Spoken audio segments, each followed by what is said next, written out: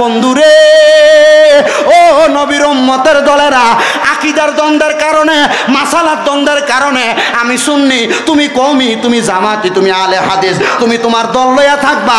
আল্লাহর কসম, আল্লাহর কোরআনের উপর যখন আঘাত আসবে, আল্লাহর নবীর ইজ্জতের উপর যখন আঘাত আসবে, কোরআনের আইনের উপর যখন আঘাত আসবে, সুন্নি বুঝবা না, কওমি বুঝবা না, জামাতি বুঝবা না, একটা দল হইয়া মুসলমানের কোরআনকে, ইসলামকে বাঁচাইবার জন্য সব মুসলমান এক হওয়ার দরকার আছে না? না থাকলেও দুশ্মনরা তারে কিছু করে না, কারণ সে ভালো মানুষ।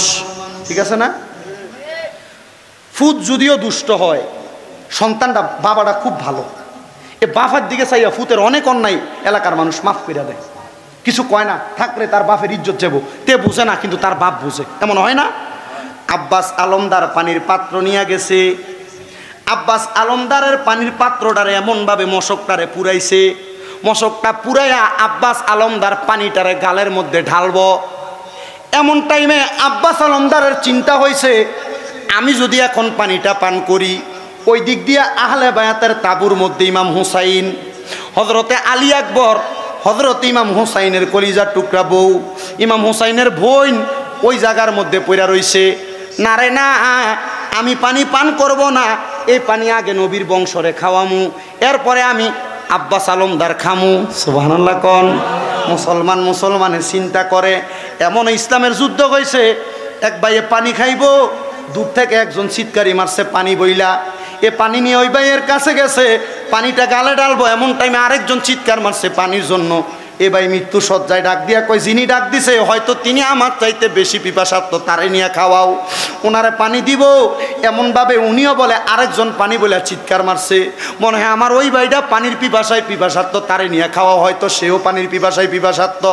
হায় রে, 7 জন এমনভাবে দিতে দিতে গেছে, আবার 1ম জন পানি কয়ে একটা চিৎকার মারছে, 7ম নাম্বার ব্যক্তি কয়, মনে হয় তিনি আমার চাইতে বেশি পিপাসার্থ, তারে নিয়ে খাওয়াও।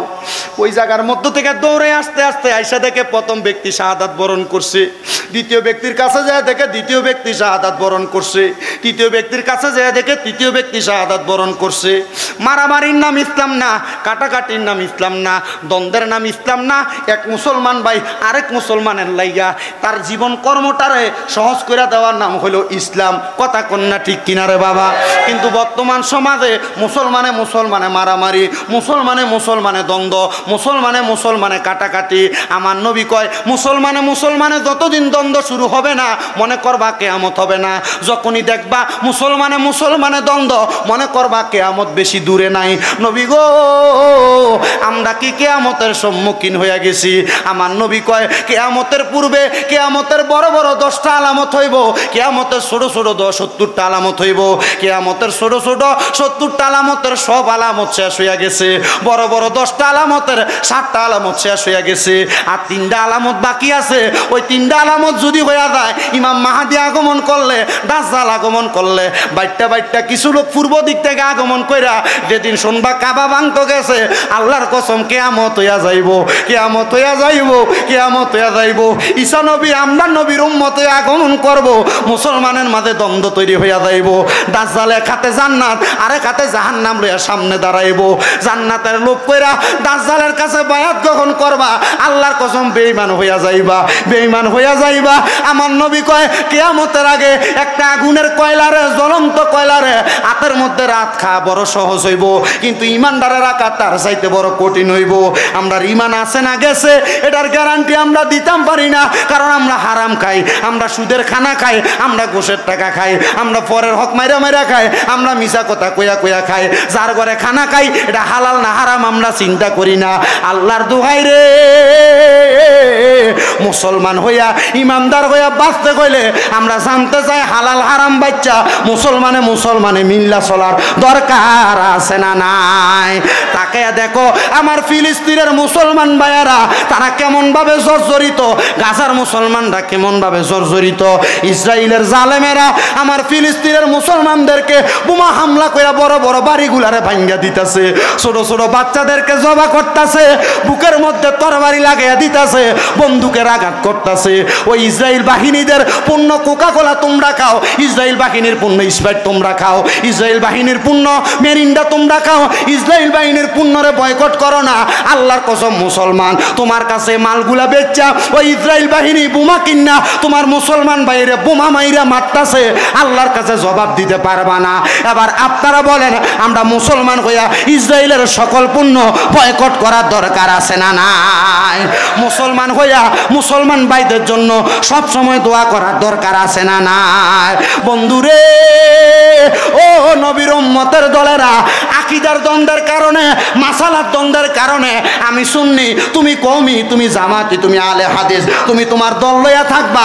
আল্লাহর কসম, আল্লাহর কোরআনের উপর যখন আঘাত আসবে, আল্লাহর নবীর ইজ্জতের উপর যখন আঘাত আসবে, কোরআনের আইনের উপর যখন আঘাত আসবে, সুন্নি বুঝবা না, কওমি বুঝবা না, জামাতি বুঝবা না, একটা দল হইয়া মুসলমানের কোরআনকে, ইসলামকে বাঁচাইবার জন্য সব মুসলমান এক হওয়ার দরকার আছে না না?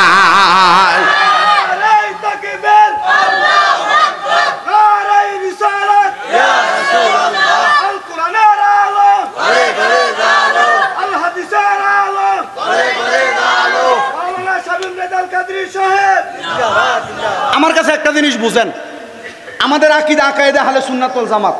আমি ঘরে যাওনি, সুবের আব্বা কো বাবা এ সুন্নি ওহাবি এডিলে কিছু কইয়েন না।